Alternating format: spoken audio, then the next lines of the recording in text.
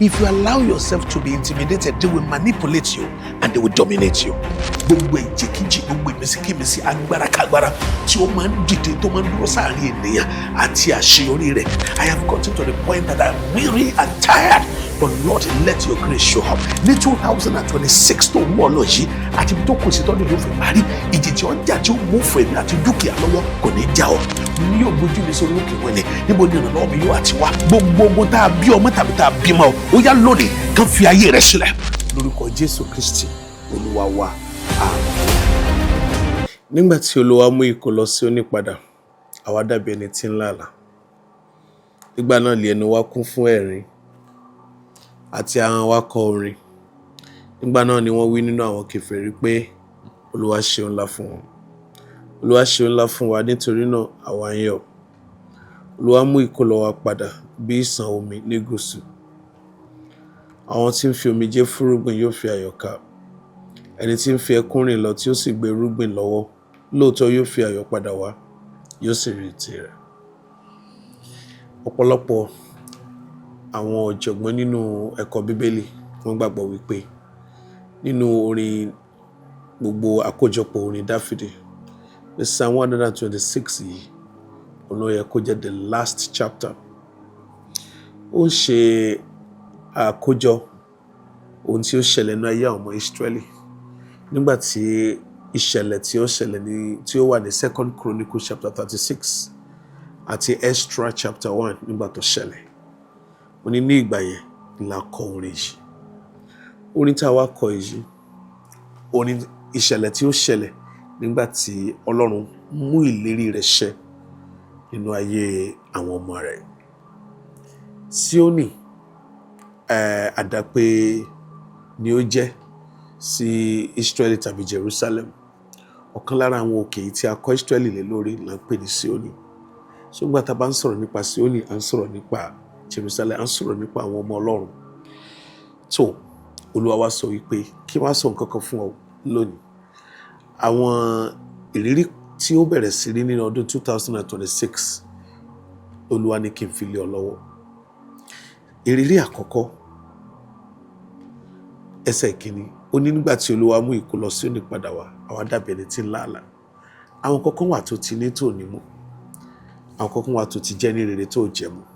Olúwa yóò mú ìkólọ rẹ̀ padà.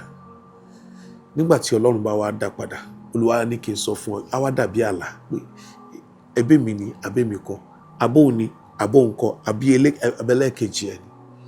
Àwọn gbogbo tí ó ti nù ọ́, ẹ má gbàgbé pé mo máa ń sọ fún wa, tí Ọlọ́run bá dá ohun tí ó ti nù tó Ọlọ́run bá dá padà, ìyẹn là ń pè ní divine restoration. Ṣùgbọ́n tó bá tún fi kún, bó ṣe fi kún fún Job, divine compensation nìyẹn. Ní 2026 tó ń wọ̀ lọ yìí, gbogbo ìkólọ rẹ̀ pátápátá Olúwa fi àánú dá padà fún ọ. Lórúkọ Jésù Olùgbàlà, gbogbo ohun tí ìjì ti gbà lọ́wọ́ rẹ̀, gbogbo ohun tí ọ̀tá ti gbà lọ́wọ́ rẹ̀, gbogbo ohun tí ìlàkọjá rẹ̀ àti ìṣẹ̀lẹ̀ orílẹ̀-èdè tó ti làkọjá tó ti gbà lọ́wọ́ rẹ̀, gbogbo àwọn ogun tó jà, tógun tó jà ọ́, gbogbo ohun tí wọ́n ti gbà lọ́wọ́ rẹ̀, lórúkọ Jésù Olúwa fi àánú dá padà. Nígbà tó níṣẹ́ lọ́wọ́, báyìí kọ́ lọ́rọ̀ rẹ̀ rí.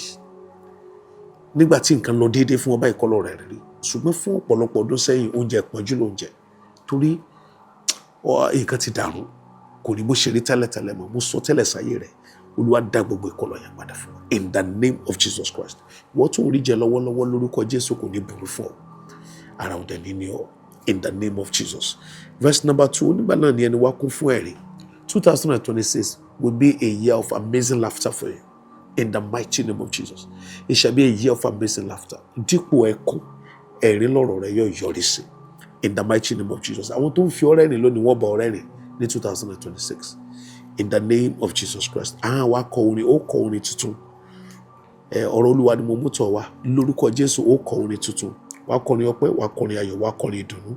In the name of Jesus. Ó ní nígbà náà ni wọ́n wínú àwọn kèfèrí pé Olúwa ṣeun ńlá fún wọn. 2026 ọdún òun ńlá rẹ̀ ni.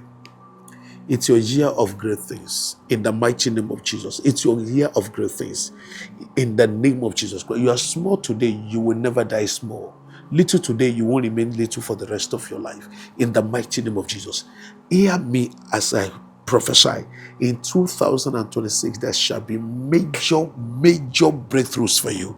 unusual, uncommon breakthroughs will attend your way in the name of Jesus. I don't know where it's coming from, but I can see the horror and the oil of great things resting upon your life in the name of Jesus. In your ministry life, you will do great things. In your studies, in your business life, in your family life, you will do great things.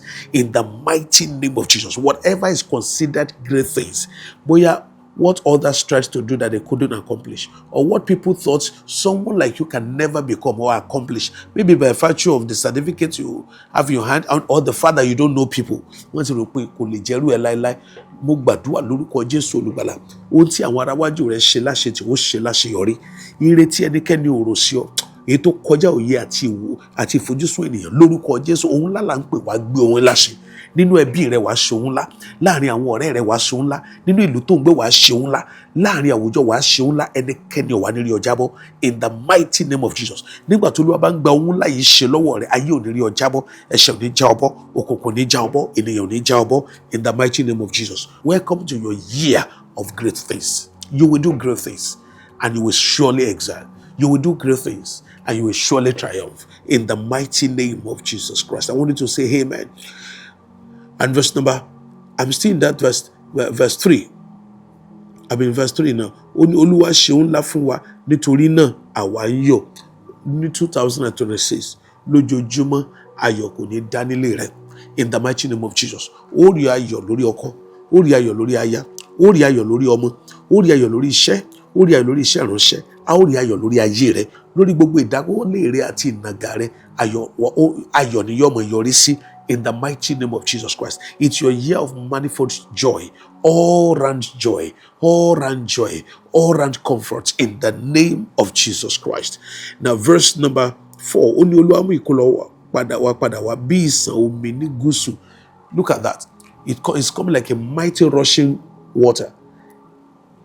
Into ti sọnù díẹ̀, they will come back to you. You lost those things in drops. In 3, but they will return to you in flood in the name of Jesus. You lost it in drops, but that by the mercy of Jehovah, it will be returned to you in flood in the name of Jesus Christ. Hallelujah. This 2026 will be your year of amazing harvest in the name of Jesus. It shall be your year of amazing harvest in the name of Jesus. It shall be your year of amazing harvest in the mighty name of Jesus. Everything that have been attacking your harvest today, they lose grip over it in the mighty name of Jesus.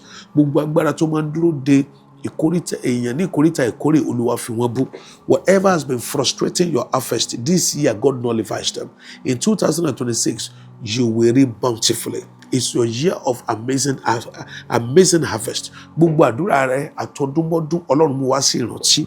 Ìfífúnni rẹ, ọrẹ rẹ, ìrúbọ rẹ, iṣẹ́ rẹ nínú Olúwa, ohun rere gbogbo tó ti ń ṣe lọ́dún nìyí, bó ṣe ń wọnú 2026 yìí lọ, ó kó àjọ rẹ, ó kó àjọ ohun rere, ó kó àjọ ìrànlọ́wọ́ tó ti ń ṣe fún àwọn ènìyàn, ó kó aṣọ rere tó ti ń ṣe fún Olúwa àti ní àdúgbò in the name of Jesus. Ó kó àjọ àdúrà tó ti ń gbà, ìyẹn tó ti ń yìn, àwẹ̀ tó ti ń gbà in the mighty name of Jesus Christ. It's your year of bountiful harvest in the name of Jesus. Harvest that wipes away people's tears in the name of Jesus. In the name of Jesus Christ. You will not labor for nothing. Anything fi ẹkún lọ tí ó sì gbèrúgbìn lọ́wọ́, lóòótọ́ yóò fi ayọ̀ padà wá, yóò sì ru ìtì rẹ̀. That is your portion in the mighty name of Jesus Christ. That is your portion in the name of Jesus. That is your portion as you enter into the year 2026. That becomes your portion in the mighty name of Jesus. So shall it be. In Jesus' mighty name we have prayed. Amen and amen. Glory to God. I want to pray for you that by the mercy of God, everything in Psalm 126 becomes your testimony too. In the name of Jesus. In fact, méjì ló ṣẹlẹ̀ nínú ayé wọn tí oore yẹn fi dàbí àlá. Ohun àkọ́kọ́ ni pé ìlérí yẹn máa ti pẹ́. Ó ti lò lé ní 100 ọdún. Ó ti tó bí 50 ọdún. So ọ̀pọ̀lọpọ̀ ó tiẹ̀ ti fi èrò pé kò lè ṣẹ mọ́. Tó o bá ń gba Ọlọ́run gbọ́ fún ìlérí ọjọ́ pípẹ́, lórúkọ Jésù Olùgbàlà, Ọlọ́run tó mú kí tiwọn ó ṣe lẹ́yìn 50 ọdún, ìlérí ọjọ́ pípẹ́ tó ti ń gba Ọlọ́run gbọ́ fún lórúkọ Jésù ló fìdí ẹ̀ múlẹ̀. Bóyá ńgbà tó ti wà ní secondary school ló ti máa ń lé àlá ohun rere, àlápò gbé nǹkan rere ṣe tó sì fi dì sí kò tí ì wá sí ìmúṣẹ. Bóyá ọdún karùn-ún ní tó ti ń lálàá ire kan, àbí àsọtẹ́lẹ̀ kan ti jáde sí ọ pé nǹkan báyìí ó ṣẹlẹ̀, nǹkan báyìí ó ṣẹlẹ̀, ó tún wá retí ìgbà tí ó ṣẹlẹ̀ ní 2026. Gbogbo ìlérí ọjọ́ pípẹ́ lórúkọ Jésù nínú ayé rẹ, nínú ẹbí rẹ yóò wá sí ìmúṣẹ. In the name of Jesus Christ. Ohun kejì tó fi dàbí àlá ni wípé ẹni tí Ọlọ́run lò láti wá jẹ́ kó wá sí ìmúṣẹ, ẹni tí wọ́n mọ̀ rí ni, wọ́n mọ̀ rí rárá, Kírúsì là ń porúkọ rẹ̀.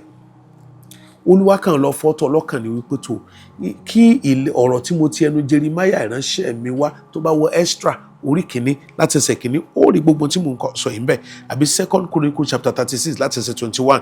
Olúwa ní kí ọ̀rọ̀ tí Olúwa gba ẹnu Jeremáyà sọ sí ilé Ísírẹ́lì kó lè bá a wá sí ìmúṣẹ. Olúwa wá lọ ru Kírúsì ọba Páṣíà, olóòrùn lọ́kàn sókè. Àwọn ìlérí tó Olúwa báwọ̀ náà ṣe, gbogbo ẹni tí Ọlọ́run ó lò láti jẹ́ kó wá sí ìmúṣẹ lórúkọ Jésù, Olúwa ó rò wọ́n lọ́kàn sókè. In the mighty name of Jesus. Gbogbo ẹni tí Ọlọ́run ó lò tí ìlérí yẹn ó fi ṣẹ, tí májẹ̀mú yẹn ó fi ṣẹ, ọkùnrin ni, obìnrin ni, ẹni tó mọ̀ ni, ẹni tó mọ̀ ni o. Let me tell you the truth.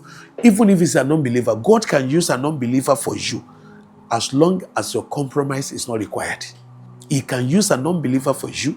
Cyrus was not a believing king, he was an unbeliever.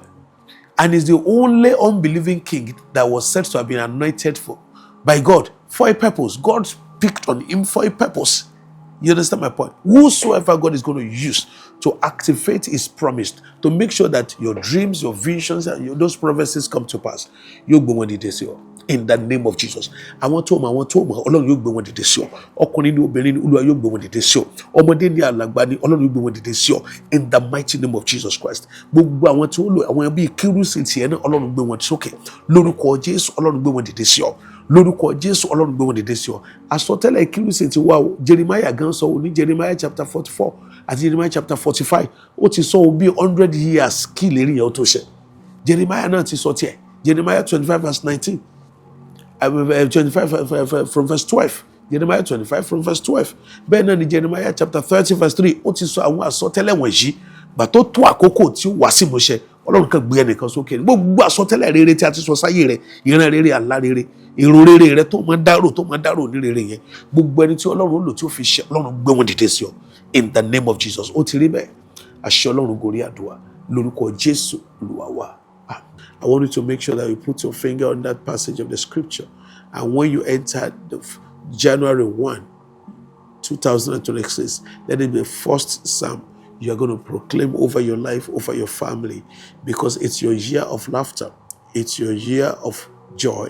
It's your year of doing great things, unusual things, uncommon things, astounding miracles in the name of Jesus Christ. In that year, God will make you happy exceptionally, and you will never be sad one day.